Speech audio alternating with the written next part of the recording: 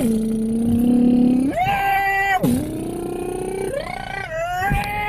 to hit the turbo boost!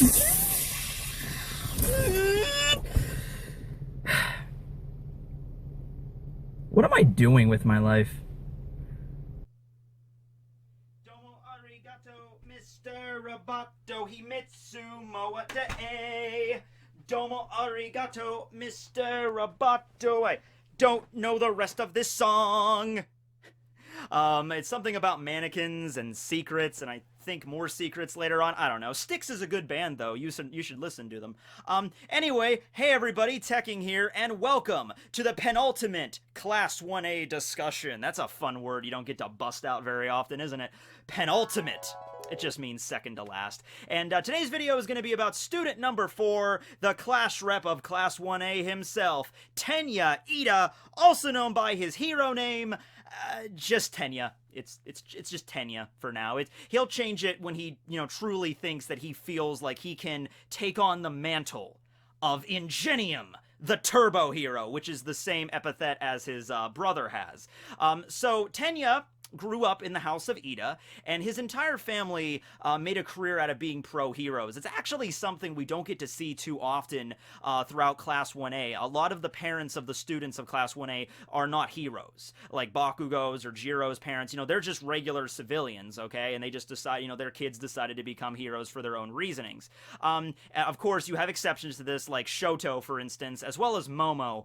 We've never seen Momo's parents, but I believe it was stated that, her family got so wealthy because, she comes from a long line of heroes as well. Also, you have to figure Shoto and Momo were also the 2 students to receive special recommendations from Class 1A. So that makes more sense too. They come from a long line of heroes. And it's especially interesting with Todoroki compared to Iida. They're sort of opposites in that vein, because whereas, Todoroki's father, Endeavor, he's currently the #1 pro hero. Todoroki, though, doesn't want to be like him. He wants to be pretty much like a completely different kind of hero.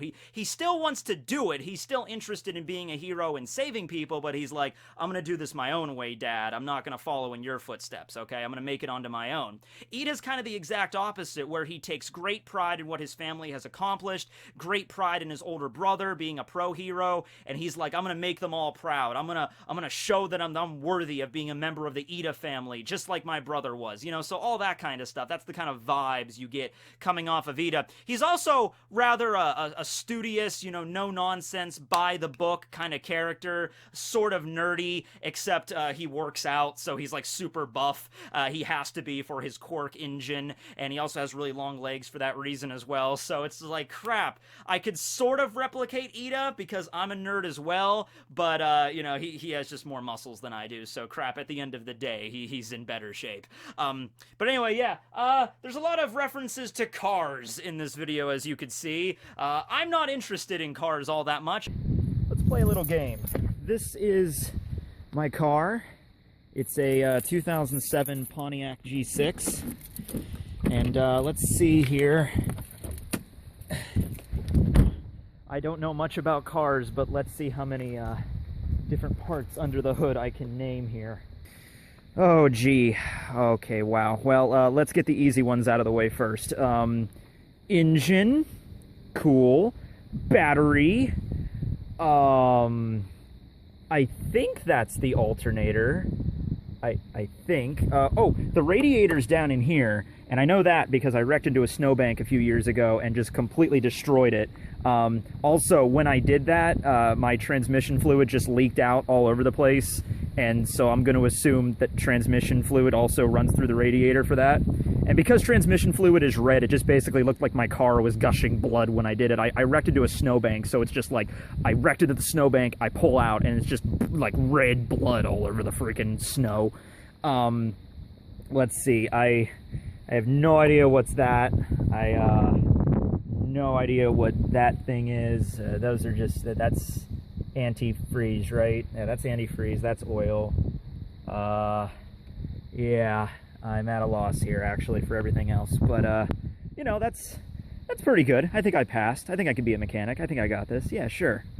But yeah, as you can tell, just because of Iida's quirk, there's going to be a lot of references to engines and cars and whatnot in this video, and I don't know a lot about that stuff at all, so I'm probably going to make a few assumptions about engines or something, and I'm going to get it wrong. But hey, that's what you guys are for. That's what I really like about having such a large YouTube audience, is that, you know, I can mention any profession, any specialty, and there's guaranteed to be at least a few people in my audience that are like, oh yeah, don't worry, Tekking, I'm a mechanic for a living. I'll cover you if you mess something up in the comments. So seriously, I don't have any faith in my ability to properly encapsulate how Iida's engine quirk works. I'm just gonna go with it. However, I do have air fresheners. that's something I have. I really wanted to have orange scented air fresheners just because of the fact that Iida's engines run on orange juice, which is something I didn't know about. I had to read into it because it's never something that's brought up, I think, directly in the series. It was mentioned as like a, you know, a side thing. And I think a few times in the series we see Iida drinking orange juice, but I just never considered it. But yeah, his engine runs on orange juice, so I wanted to get orange scented, but they didn't have that. They only had his coconut. So whatever. I guess it's orange in color, so I guess we'll just have to, you know, work with that, I suppose. With that being said, let's just go right into Iida's quirk. So Iida has these engine exhaust pipes coming out of his calves, his lower legs, and because of that reason, his lower legs are a little bit bulkier than the average human. They just kind of like extend a little bit because he has like extra equipment down there. And he has 6 exhaust pipes per leg, so a total of 12. And these exhaust pipes work as you would figure they work. They grant him in a tremendous burst of speed, basically the same as a car he can travel. It's never been exactly stated like the max speed that he can reach, but just considering, you know, how fast we've seen him zipping around, and from what his brother Tensei has done, Tensei has a much more prevalent place in Vigilantes, the spin-off manga from My Hero Academia. He appears a few times there, so I would highly recommend to go check out Vigilantes as well. I've talked about that before, and I actually have a Crawler cosplay I'm working on right now, and I'm going to do another video about Vigilantes coming up. But yeah, when Tensei, you know, in Vigilantes, he basically had this like mobile command center that, you know, this giant van, and he was chasing down a villain on the highway, and like the highway was blocked off while this villain was running rampant. And Tensei just literally jettisons himself out of this van, hits the pavement, and just vroom! So we can assume that, like, you know, I would say, I don't know, 70, 80 miles per hour. You have to convert that to kilometers per hour because I'm an American. But, you know, they can travel pretty fast. Now, there are limits to this. For one thing, fuel. Just like any vehicle, they require fuel to move. Iida's preference is orange juice, whereas Tensei's is grape juice. So maybe maybe Tensei can, you know, do a collab with Mineta at some point. When Mineta becomes a pro hero, maybe they can appear in like a grape juice commercial or something. It's left, I think, intentionally vague, the exact process of this. Horikoshi just came out and said once, you know, the fuel that powers Iida's engines, it's none other than good old-fashioned 100% orange juice. Yeah! No pulp, though. Pulp will clog the exhaust pipes. Well, we don't know if pulp will clog the exhaust pipes, but we do know something that will actually make his engine stall, and that is carbonated beverages. So Iida can never drink soda, or carbonated water, or anything. He can't drink anything carbonated, or his engines will stall, and he can't be a hero. So he wouldn't even be able to sneak it, because imagine Iida's on his day off, he's a pro hero, he's walking through town, and he sees a soda machine, and he's parched, and he's like, oh man, I wish they had orange juice. Ah, crap, okay, whatever, I guess I'll get a Pepsi. There's nothing that can really go bad. I mean, it'll be fine. So he gets a Pepsi and he drinks it. He's like, oh, that's refreshing. And then all of a sudden a villain attacks in the bank next door. And he's like, crap, I knew opening another bank in this section of town was just leading for trouble. Ingenium away! Crap! So, why is it orange juice? Why does orange juice power his engine quirk? I don't know. Is it because of the citric acid in it? or sugar. They pack a lot of sugar into this, although there's sugar in carbonated beverages as well. But I'm going with maybe the sugar. That's like a fuel source for him, or just the pure juicy goodness. Like, as long as it's a juice of some type, you know, grape juice will work. I don't know, lemon juice or orange juice. You know, any type of juice. That's what it runs on, but okay. And I could assume also that there's maybe a special part of Iida's body, like an organ, or maybe just like the area around the engines themselves that store that pure juicy goodness. So Iida could, like, you know, down an entire gallon of orange juice, and for a normal person, if you just glug that much sugar at once, it'd be like, you know, you'd be wired for a while there. Actually, how much sugar is in this entire thing? If I were to just down this entire thing right now. Total sugars 24, servings 8, which of course, as we know, equals out to 192 grams of sugar. Totally didn't check that in between cuts. Yeah, I'm Iida, I'm smart, I know math, okay, yeah, but I would like to assume that even if he were to consume an entire gallon of this stuff at once, it wouldn't cause his body itself any negative repercussions or anything. It would just, like, the excess sugar or juice or whatever, you know, powers him just gets stored in this area, so he can just, you know, at just a moment's notice whenever he needs to use it. If he uses his quirk for too long, if he expends too much energy, eventually they will start to stall out, or, you know, just, you know, stop working altogether. Like, if he just stops consuming orange juice, you know, and just doesn't drink it, and then his engines will just slowly begin to peter out and then just fail completely. The same thing goes for Tensei, and I'm sure a lot of the other members of his family's engines as well. Just, that's how it works there. So, all together, though, except for just having a constant supply of orange juice on you, kind of the same thing like with Sato does with his sugar quirk. You know, he always keeps those little capsules of sugar on him at all times. Iida really needs to keep, you know, just little bottles of orange juice just whenever he needs to. Kind of like Frankie from One Piece. He has that refrigerator in his stomach. I mean, Iida's costume is basically a suit of armor. Don't tell me you can't have, like, some refrigeration in there at some point. In fact, his costume does have to have some sort of cooling apparatus, because his engines are also capable of overheating, like any kind of engine is if you put enough strain on it, okay? And if it overheats, then it stalls and he can't use it anymore. Under normal circumstances, while he's just, you know, jettisoning around, it's not really that big of a deal. But whenever he uses a super move called his Recipro, still don't know how it's pronounced, but who cares? When he uses that Recipro burst, that's like a huge, just like, it's like hitting the nitrous. It's like shift into turbo, and then he just, you know, goes even faster, you know, to breakneck speeds. However, after just like one short burst of that, his engines begin to stall. So that's like the kind of thing that he's got to like do or die. Like, the villain's about to get away, I got one shot, Recipro, or he has to end the fight really quick, Recipro, and just get out of there. And I also think he used it in the Sports Fest when he was up against Todoroki, you know, just trying to end it as quickly as possible. He, you know, speeded over, grabbed Todoroki's arm, and just like tried to, like, you know, just run out of the arena as quickly as possible. But in that situation, Todoroki clogged up his pipes with ice, and so there's no exhaust port, there's no way for the propulsion to... That's actually kind of scary that I'm thinking about it. Like, imagine in a car if you clog up the exhaust. What would happen in that situation? Because in my mind's eye, I'm thinking about it like, oh, if you clog up the exhaust and you run your car, eventually your engine would explode. But I don't think that would happen. I'm thinking maybe something else would explode first. I don't know. But imagine that in the human body. That's the important part. That's the scary part I was trying to get across here. If Iida's exhaust ports are clogged and he still tries to start his engines, like, would his calves just, boom, just explode? Yeah, that's scary there. But no, from what we've seen, nothing really like that dangerous kind of happens. It's either they start and then they'll just stall out if they're used too much, or they just won't start at all. Kind of like he's like flooding the engine or something, you know, like you're just sitting in park and you're revving your engine. If you do that enough times, your engine will flood.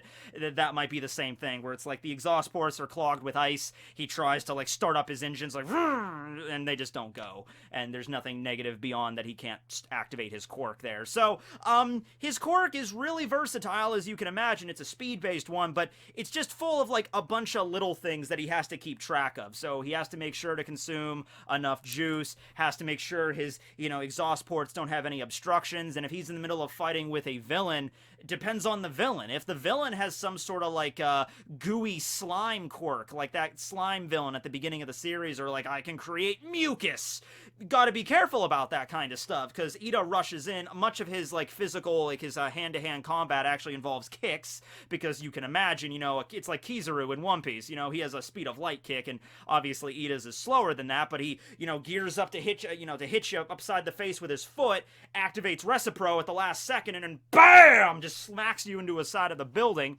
But you got to keep track of that because it's like, I'm gonna kick this mucus villain. He kicks him, and he gets mucus all over his engines, and it's clogged, and he can't start them, and that's not very good. Now, if one leg gets clogged, that doesn't mean they both get clogged, but, if you don't have that equilibrium, it's going to be kind of difficult to, maintain your balance when you're speeding around.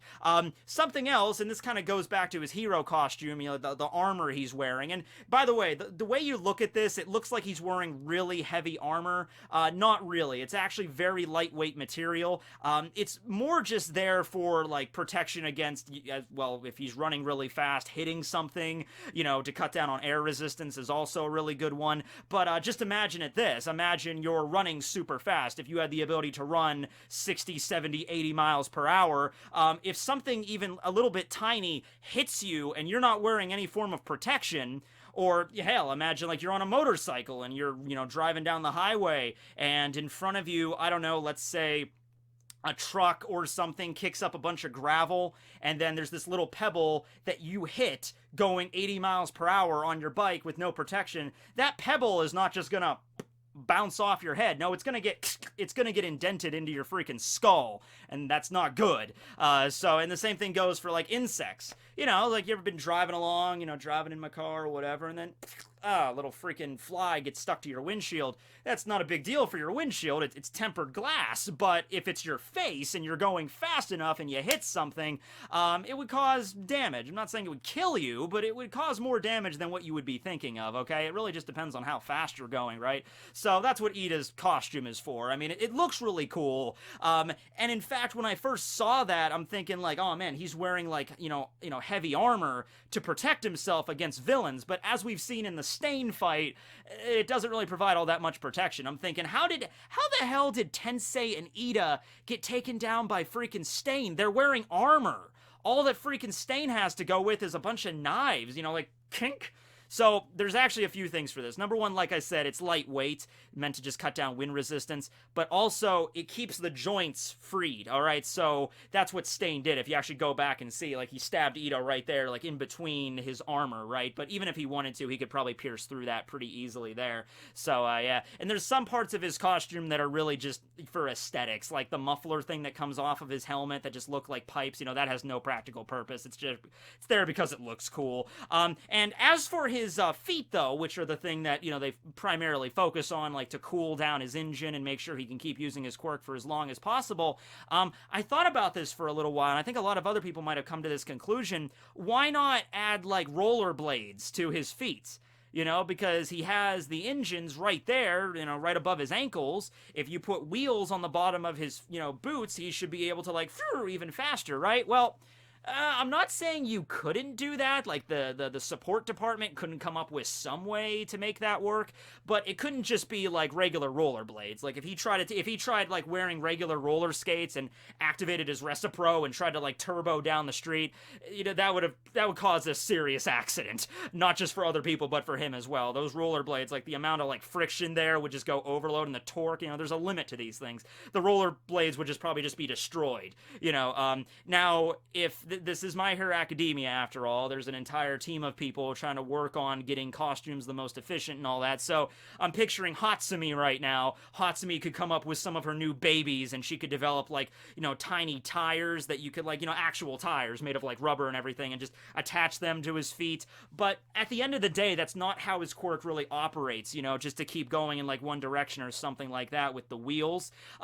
He's just so used to using like that stride thing because he has really long legs. He could just like, and I can't really replicate it too much in the room, but just like, he strides like this and just bursts. And I imagine he gets into some kind of rhythm, like one foot touches the ground, burst out some exhaust, and then, another foot burst, and that's how he keeps the momentum going and the speed. He has to keep track of his surroundings, obviously.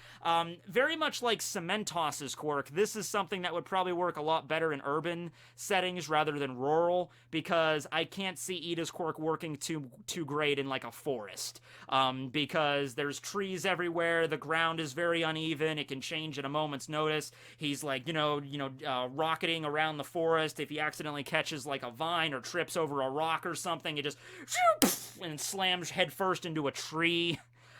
Tensei in the Vigilantes, we actually see him get into an accident. We see him on the highway and he wrecks, and he actually installed airbags into his costume. My God, that is clever, because seriously, I wonder if you need a driver's license to use engine, because seriously, think about it, like, you're traveling that fast on a highway, you might as well think of it like you're, driving on a motorcycle or something, you need to have pads or armor or some kind of protection. Tensei just went the next level and had an airbag thing, and I think that is actually something that does exist. I do remember reading an article about that once and I think it was marketed towards motorcycle drivers, where they would have like some sort of apparatus they would strap on that would have like an airbag like in front of them and from behind, and like their little mini airbags would pop out on their shoulders and stuff. And so if they ever were to get into an accident on their bike, they hit a car or something, they get flung from their bike, this thing activates and just minimizes as much damage as possible, right? Because that seems, anybody out there that rides a motorcycle, that seems like the scariest shit ever to me. Because the way I look at it, like, let's say I'm in my car, my Pontiac, I'm driving down, and I've never been into an accident with another car. I've gotten into accidents before, but never with another car. But let's say I'm driving, and somebody in front of me just stops all of a sudden, and I rear end them. I slam right into them. If I hit them hard enough, that's going to jostle me, and, airbag might pop up, and it'll, hurt me, but I don't think it'll probably kill me. It depends on how fast I'm going, but I don't think it would kill me. But that same exact accident on a motorcycle, like, slam into somebody going fast enough, you just get flung from your bike. That would be terrifying for me. Like, I don't know, but yeah, if you ride motorcycles, I'm not downing you, I'm just saying it just seems scarier, yeah, you're wearing protective gear and a helmet and all that stuff, but still, you're getting, like, flung from your bike. But yeah, going back to Iida, if he's in a city environment, it's a little easier. And something else we found out in Vigilantes that is interesting is turning using the engine quirk is kind of difficult. Tensei remarks, and keep in mind, Tensei is a pro hero, okay? And he's gone through, he's in his 20s, okay? And he's doing this, and he even mentions in Vigilantes, like, yeah, even, tight corners are kind of my weakness. I can't turn really fast, I risk getting injured if that happens. And there's other speed-based quirks that are able to, take advantage of tight corners and stuff like that. Like, Koichi's quirk, slide and glide in Vigilantes. He can actually deal with the turns easier than Tensei can. And he mentions that, my little brother, Tenya, hasn't even gotten the hang of doing turns at all, and we see this little flashback of Tenya, using engine, like, as a kid, slamming into a tree, and he, he has this weird pose. Iida has a lot of strange poses throughout the series. It's actually kind of a cool thing. It's just part of his character, really, and during the funniest is during the cultural festival, when, everybody's doing the dance number and everything, and Iida's just kind of off to the side, and he's doing the only thing he knows how to do, and that's just the robot, like, because this is something that Iida does even in normal conversation when he's like chastising somebody, like he sees Bakugo put his legs up on his desk. He's like, Bakugo, what are you doing? That is certainly against UA procedure. Please put your legs down at once. That's how he talks. That's what he does, like the arm movement. It's a quirky kind of thing he has, so it's cool. All right, so let's talk a little bit about his personality. Okay, so Iida at first glance does come off as that very stereotypical kind of anime character that's like, I wear glasses, I am the smart one, I abide by all of the rules, don't you dare to break the rules in front of me. So that's how he kind of comes off as first, but it's not really, he lightens up over time. It's not like every single time one of his classmates does something that's even vaguely out of line, he like overreacts or something. He does have a personality, okay? He is like an actual human being. He's not like a robot in that sense. He has, as a class rep, and I should talk about how he attained the class rep position, because it wasn't just as easy as everybody voted for him and then he got in. When they were doing class elections at the beginning of the school year, which to me seems like a stupid thing to do, because these are a bunch of kids that don't even know each other. Like, oh, we just met each other a few weeks ago when the school year started, but let's decide which one of us makes the best leader. Like, that doesn't make a lot of sense why you would do that, but okay. Iida actually did not get any votes because most of the students just voted for themselves. Iida did not vote for himself. He voted for somebody else. But at the end of the day, he got 0 votes, and it was Izuku that won the position of class rep, followed by Momo, who won the position of vice president, okay? Now, Izuku is not really cut out for this position, so to speak. He's absolutely terrified. This is at the beginning of the series where Izuku was much more introverted than he is now. I'm not saying he would be good at that position right now either, but, you know, back then it was just basically like, yeah, the shyest kid in class, let's make him the class president. Like, oh, okay, hey guys, how you doing? I'll do my best. Doesn't really strike too much, you know, hope there. You know, this is like, oh yeah, he seems like he seems like he's got this. Yeah, no. So he's up there freaking out. Momo's next to him like, oh, you don't inspire a lot of confidence in me. So Izuku basically decides to abdicate and give the position to Iida. He's like, hey, look, guys, I know none of us really know each other, but from little of what I do know about Iida, he would definitely be a better class rep than I would. I could tell you that. Most of you probably would be better than I would, but I could tell you that. So Izuku, you know, passes the title on to Iida.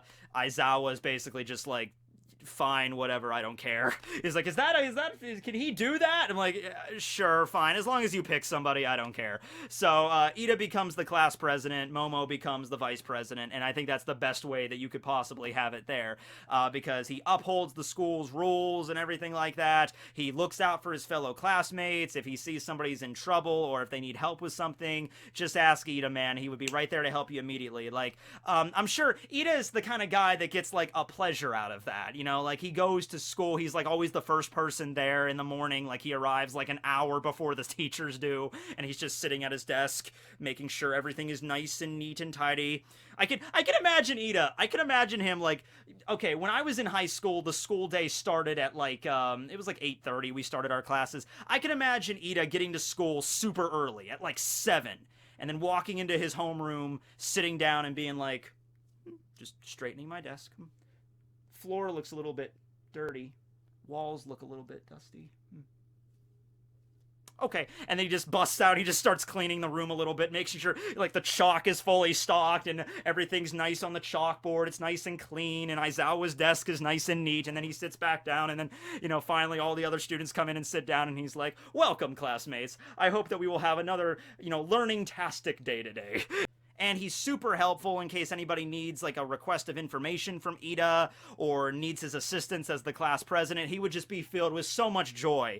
Like, let's say if like Kaminari walked up to Iida and was like, hey, class president, I was thinking about starting a club. You know, what do I have to do? Do I have to fill out forms for that or something? Iida would just be like, yes, Kaminari-san, I can help you out with that. I'll go get the forms and we'll fill it out. What's the club going to be about? When's it going to meet? We can work on this together. That's the guy. He just likes to help. You know, that's how he was raised, and he's the class president. He takes it extraordinarily seriously. Hey, I was the president of an anime club when I was at, you know, university, and you might be thinking like, oh, just anime club. That's there's shit I had to do. I had to attend meetings. I had to fill out freaking financial reports. I had to do a lot of this stuff. Okay, I had other people helping me out. It wasn't just on me. For Iida, it's probably mostly just on him and Momo. But you know, I had stuff I had to do. You know, I had to draft up not contracts. I had to draft up a constitution. That was what it was for the club, and like what our goals were and everything for, you know, how it, you know, fits into the academic aspects of the university and crap. So yeah, I had to make that work. Okay, so anyway. That's the kind of guy Iida is. In terms of relationships with the other members of Class 1A, he kind of gets along with pretty much everyone except for, like, Bakugo, because Bakugo's the kind of guy, like, I'll do whatever I want. He's very crass, and he has a very, you know, I don't want to say dirty mouth, because it's not like Bakugo's going around just dropping F-bombs everywhere. Maybe if they ever do, like, an R-rated My Hero Academia movie, that's the kind of character that Bakugo would be. But, you know, he's very just short to anger and everything like that. So, you know, Bakugo comes in, puts his feet up on the desk, like, I do what I want. And Iida's like, you know, pushes his feet down. Bakugo puts them back up, pushes them back down, puts them back up, pushes them back down. But aside from that, you know, he might be a little bit stiff so to speak. And that, that comes back to his whole, like, arm movement robot thing. It might be a little bit stiff, but he does have a personality. You can sit down and, like, get to know him and have an ordinary conversation. It's not like he'll only, like, let's only talk about school. Like, no, it's like, if you ask him a question about, like, hey, Iida, what's your family like? I'm like, oh, my family. Well, my brother's a pro hero. He's in Genium. You probably heard about him. My whole family comes from a line of heroes. It's just something I take very great pride in. What about your family, Izuku? That's kind of stuff. You can talk to him about stuff. He's just maybe a little bit more, hard to break through. But, it's fine for Iida. So, let's talk about, instead of going through, like, the entire, like, all the arcs, one after another like I normally do, let's just skip to the important part, okay? Let's get to the Stain arc, okay? Because that's the part of the story where Horikoshi really focused on Iida, like, all right, we're gonna get into him now. Okay, so this is his little story here, his adventure. All right, so, during the sports fest, Iida's, doing his best. He almost gets in. I don't think he gets into the top 3. No, he doesn't, because it goes Bakugo and then Todoroki and then Tokoyami is number 3. Although I think Iida also tied for number 3, but he couldn't be there at the moment because what happened was, right at the end of the sports fest, his brother Ingenium got into a fight with the hero killer Stain. And he got beaten up pretty bad, and he had to be hospitalized. And it's handled in a very realistic way, where, Iida's in the middle of the sports fest and everything, and he's, after all this crap happened. I think it was after he lost. I don't think he got the call before that. I think it was after he already lost the sports fest. He gets a call from his mom, and it's handled in a way that's like, okay, Iida, just calm down. Your brother was in an accident sort of thing, and Iida, he has great respect. He loves his older brother, Tensei, and he's like, oh my god, I'll be right there. So he leaves to go to the hospital.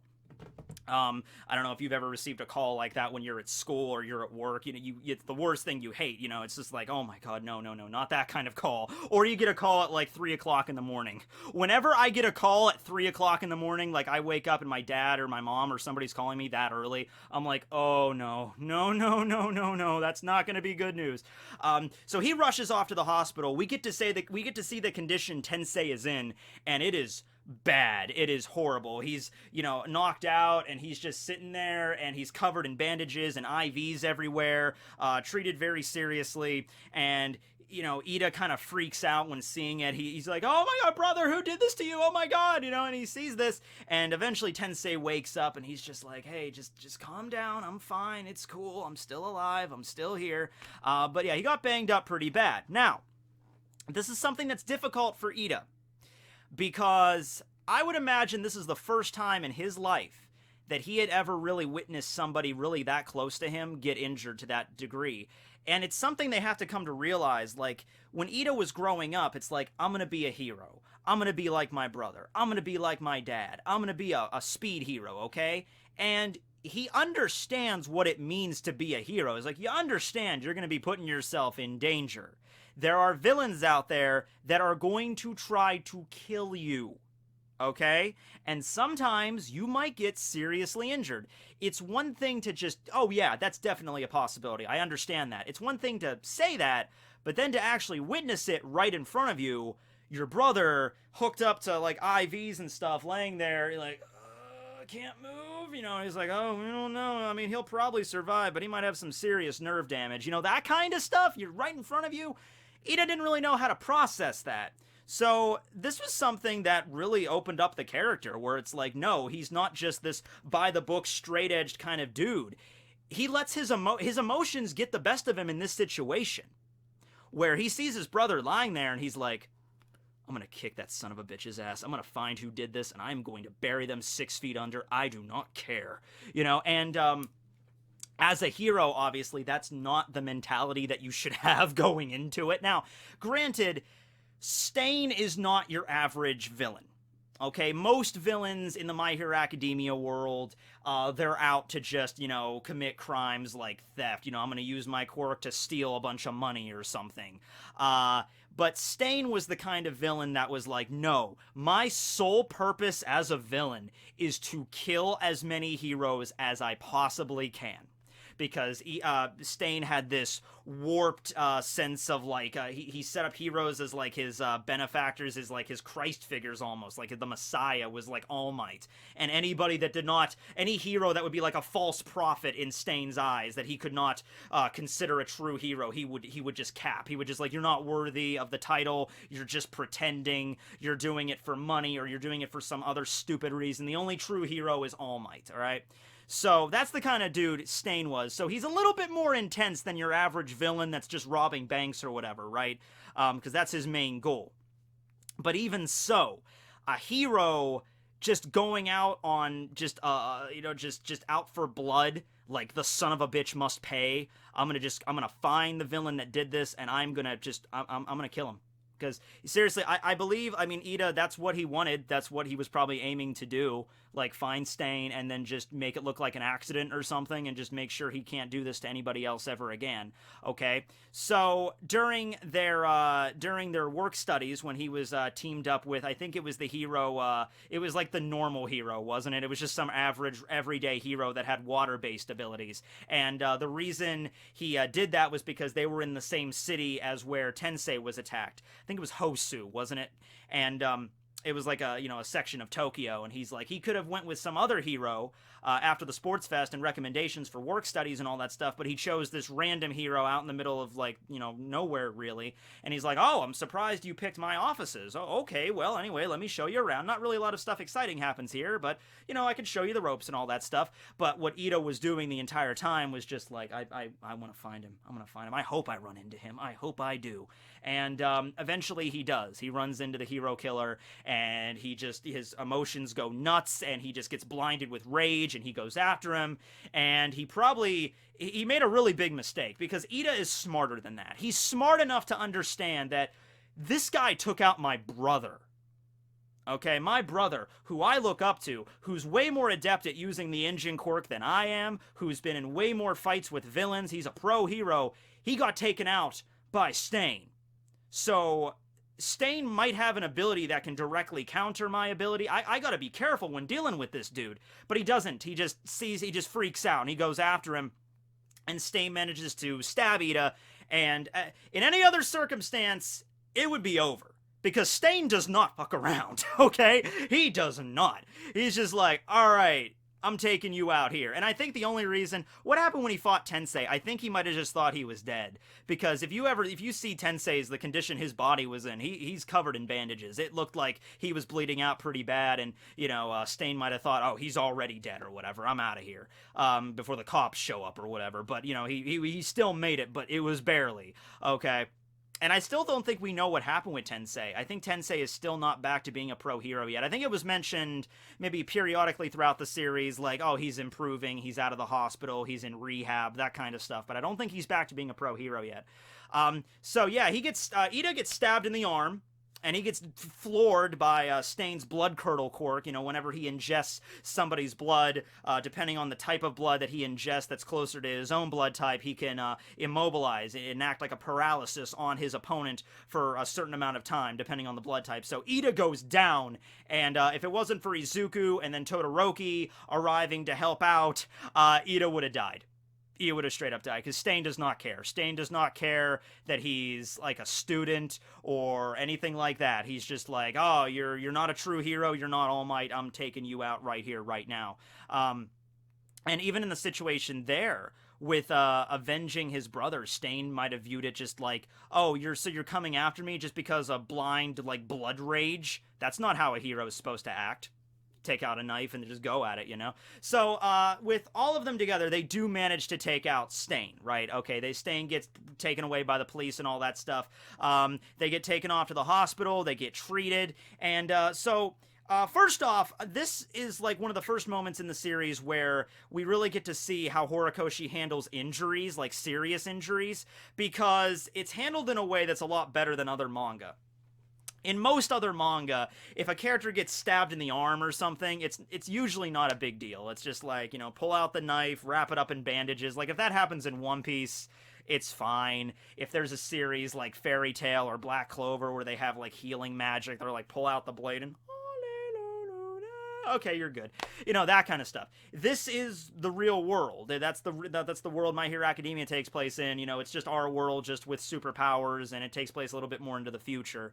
But yeah, Iida, after he gets out of the hospital, he mentions that, like, oh no, he stabbed me in the arm. You know, that was some serious nerve damage and some muscle damage, and my arm is numb and I can't really move it as well. I can't close my hand as much, and this, it might get better, it might not. That's when you're dealing with nerve damage, it's kind of a flip of a coin, you know. You might get your feeling back, you might get some of it, you might get all of it, you don't know. You might be that way forever, you just don't know.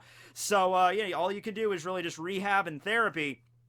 And I like the way Horikoshi does that, because it adds, like, higher stakes to it. You know, if you rush into a battle without preparing, or if you're just in a rage like Iida does, you know, blinded by emotion, and you end up getting stabbed, it's not as simple as just, oh, I got stabbed.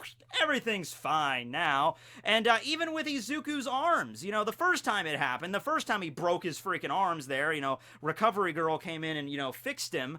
But she mentions, and it's cemented in again and again and again throughout the series, my quirk is not like some sort of magic healing power where you can break your arms 10 times in a row and I can just magically repair them with absolutely no repercussions.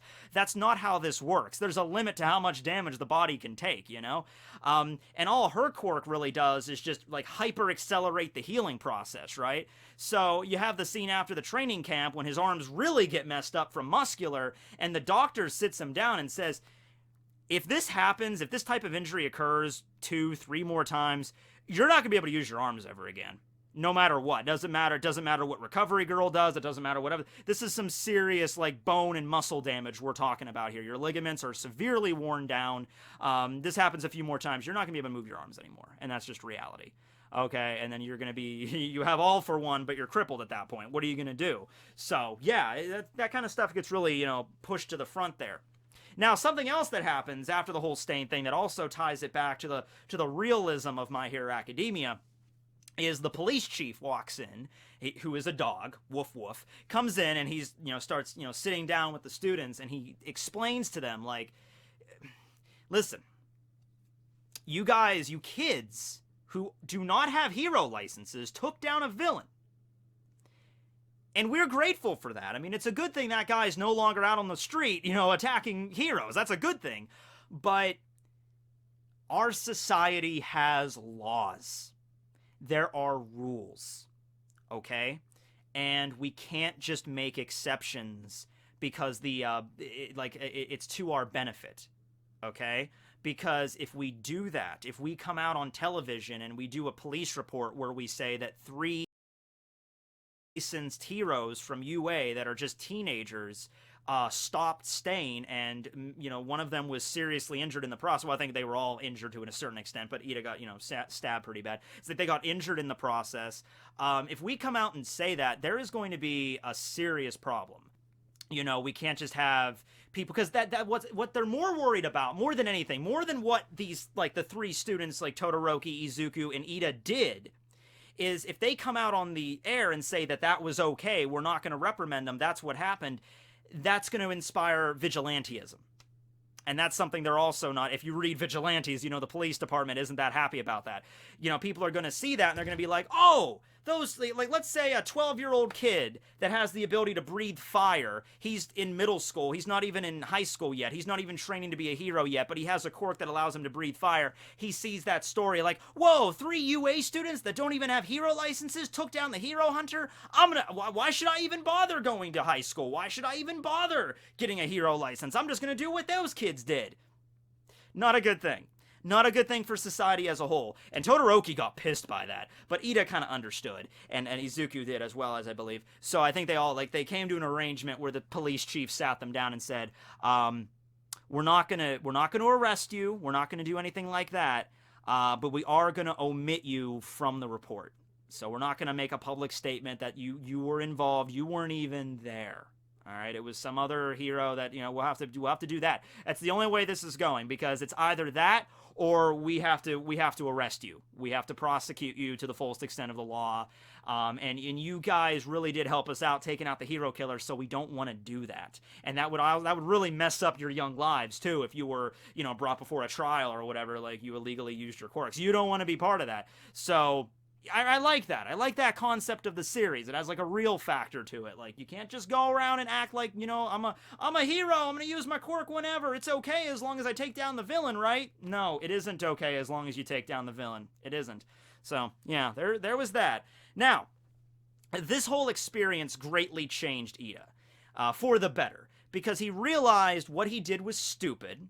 And it was completely against what his brother would have wanted, what his family stands for, what a hero stands for. You don't go off half-cocked, so to speak, and just, I'm going to avenge my family. You know, you don't do that. So by the time it comes that Bakugo is abducted by the League of Villains and they want to go and rescue him, Izuku does, Iida is one of the first people that says, not a good idea. You do not want to go down the same road I went down, Izuku. That road of revenge, trust me, it doesn't get you where you need to be, right? So Iida actually goes along with the Bakugo rescue mission, but more of like a chaperone. He says, and I think Momo says this as well, but Iida comes out and says, if we're only going to see if we can locate him and bring him back without violence, okay? I'm going to be there to make sure that you guys don't, like, storm the villain compound. Like, they find out where Bakugo's held and they burst in like, heroes are here! Come on, Bakugo! We're not doing that. We're not fighting the villains. We're not busting in. If we can try, because the pros are already going after him. So if we can find Bakugo and get him out of there and just escape without any, you know, conflict, that's fine. But the second it's looking like that's not going to happen and you're like Izuku's pissed off and is going to charge in, then I'm bringing you back. I'll knock you out if I have to. I'll use as much force as I have to because I'm the class president. I'm responsible for you guys. I'm going to bring you back. So yeah, that was a good character development there for Iida. Like, he knew the monumental mistake he made against Stain, and that he improved upon that, and now he's not only making sure that he doesn't make that mistake again, and I want to see that. I want to see another situation. Not like I want to see Tensei get beat up again, but I want to see that where maybe one of his classmates gets seriously injured right in front of him, and the way Iida responds, like maybe he gets pissed at first, like that son of a bitch. Wait. And, you know, he actually thinks about his actions before just going into it, all right? I would like to see that again, right? Okay, but that was the most prominent part of Iida, you know, during the Stain arc, and then, of course, during the Bakugo rescue mission arc, whose Quirk was also very integral in getting Bakugo back at the end of the day. So, you know, they make the ice ramp, and then, you know, Iida's engine, and then rocket him forward, and then Kirishima grabs Bakugo, and set, copacetic. So, yeah, throughout the rest of the series, though, not anything too major to bring up. Like, during the battle trial, it was him and Bakugo that were teamed up, and I'm pretty sure the only reason that's the case is because at that early point in the series, the only ones we really focused on were, like, Iida and Bakugo and Uraraka. So, Uraraka, Izuku versus Bakugo and Iida. And Iida actually kind of wins MVP of that whole thing because Bakugo was just rushing in. Like, I'm going to take out Izuku for that's a personal grudge, so he gets docked points for that. Uraraka didn't really think through her strategy all too much. And then you had Izuku, who didn't do anything too bad, but he also kind of got caught up in the whole thing and did some really reckless things. So it comes down to Iida, who played the role as the villain beautifully and protected the bomb, and he did everything pretty much, you know, like he was supposed to in the exercise. And so Momo kind of praises him, and he has this moment where he's like, I'm the MVP? Thank you so much. I respect you all so much. Thank you so much for this honor. Like, he holds up a trophy or something. It's like, oh, thank you so much. I'm not saying that I deserve this, but I appreciate that you think I deserve this, you know, that kind of thing. Oh, and even before the battle trial, when we were in the middle of the admittance test into UA, Iida kind of appears there as sort of an antagonist to Izuku, because Izuku, you know, he just got his quirk literally like 2 hours before the entrance exam, and he's sitting there like, oh man, I'm nervous, I don't even know how my quirk works yet. And then Iida's behind him. He's like, would you please stop mumbling, you're distracting everyone. And Iida comes off as like, he's like, I'm stern, I know how to use my quirk, I'm a no-nonsense kind of character. And he sort of comes off as like, a foil for Izuku there, because Iida's rushing around using his quirk, taking out robots, and he's racking up points, and Izuku's like, crap. So yeah. But that says something interesting there, and actually gets brought up during the first episode of Season 3. The first episode of Season 3 is nothing more than pretty much just a recap episode that takes place at the pool, so it's like fan service, but mostly for the guys rather than the girls, but hey, that's fine. But anyway, yeah, so during that recap episode, though, there's this cool moment where Iida and Izuku are getting ready to jump in the pool, and they're sitting down together, and they're like, man, it's kind of crazy, all the stuff that's happened in the short time we've been classmates. I really kind of learned to respect you since then. And they have a recap of when they first met and everything. I really like that. It means that not only is, their friendship maturing, but also, like, just everybody around them. They're not the same people that they were when they started school, even though it was only a few months ago. They've really changed and matured, right? Oh, man, speaking of that, relationships, though, I wonder, who do you ship Iida with? I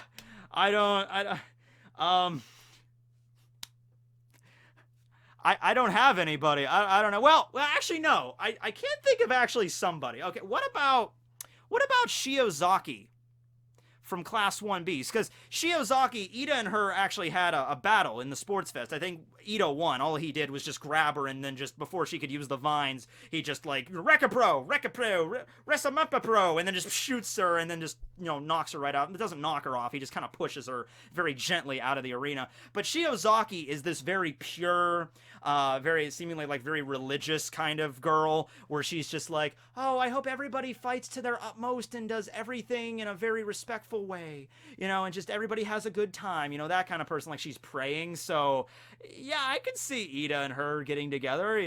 They have very strong sense of justice and honor and all that stuff. Like, sure, okay.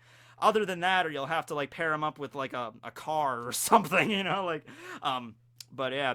And just a miscellaneous thing I wanted to mention, because it was the whole basis. Oh, my books fell down. A whole basis for the backdrop here is Iida's room. As you can imagine, it's a very clean, neat, tidy room. Fits his personality. It is filled with nothing but reference books, and then shelf after shelf of spare glasses. Because Iida, of course, he's training to be a top-rank hero, and he's speeding around. I can imagine his glasses might fall off every now and then. Maybe he should have a helmet that just has the lenses built into it that, have his prescription to make it easier. But yeah, a lot of glasses when he's out training, they get like cracked and broken. It's like, crap, my glasses broke. Okay, well, just pull off another one off the shelf. All right, we're good. Yeah, I like this style. Actually, no, maybe, you know what? I feel like going purple today. Okay, Iida's, though, are prescriptions, so I would assume you had to spend a lot more money on that. Anybody that wears glasses knows how expensive those things can get. Just get LASIK, Iida. This makes it easier. But yeah, I just really wanted to talk about his room there. Something else, fun fact, is that during the Sports Fest, during the race segment, he scored 6th. And I wanted to bring that up particularly because it was a race. It was like, imagine you have a speed-based quirk, and it's like, the first event is a race, 100-meter dash or whatever. Iida would just be like, oh man, I gotta get first place here, but he didn't. It was Izuku that actually got first place. So the fact Iida got 6th place, that probably honestly hurt his pride a little bit, because he was just like, it was a race? I have the engine quirk, and I got 6th? There's something messed up in the world there. I can't let that be a regular occurrence, okay? Yeah, but I wanted to bring up those little miscellaneous aspects about his character there. Okay, so with that all being said, I placed Tenya Iida as number 8 on my list of my favorite members of Class 1A. So now we get to the last video, which is going to be Izuku's. But because I did say, and I did make that promise to that dice demon, I would roll the D20 in every episode. We will roll it. Now, I want to just, I want to just clarify here that every single time I've rolled the D20s, it's never come up on 18. Like, every other episode we've done this, you know. I was thinking it was remarkable, because it's like Iida's was number 4, you know, but, I mean, come on, 18, we never got 18, and, like, that's crazy, and, like, the universe wants us to have Izuku last, so I'm curious if it's gonna take a few rolls to get 18, or if it's just gonna be the first flip. So let's see what's we got here. Okay, roll the d20. Do it. Rolling, and no, that's 1, 2, 3, 4, 5. There it is, 6. Okay, so you see, that took 5 rolls. 6th roll, we finally got it. All right, 18. All right, good. 18. Izuku Midoriya, also known as Deku, good for nothing, the last of the members of Class 1A we will be discussing. Now, I will still be doing discussion videos on My Hero Academia even after I'm finished with Izuku's. We're going to do discussions on, like, Aizawa and Present Mike, the other, you know, the teachers and the staff, other pro heroes, obviously, like, Blade Edge, with the 5th hero, the Ninja Dude. I want to do one about him, and Gran Torino, that's going to be a good one. I want to do that one, and of course, All Might. Got to do a video about All Might, of course, but, yeah, we'll be getting to that. So I hope you guys are looking forward to this next one, the grand finale, so to speak. I have my Izuku cosplay all ready to go. This is going to be a fun one. So thanks for watching, everybody. This will be Tekking101 signing out. Remember to drink your orange juice, kids.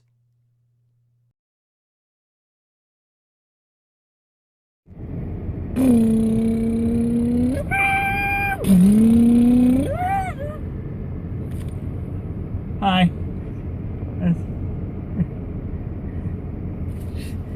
Lady just watching me. Shit, I might use that take.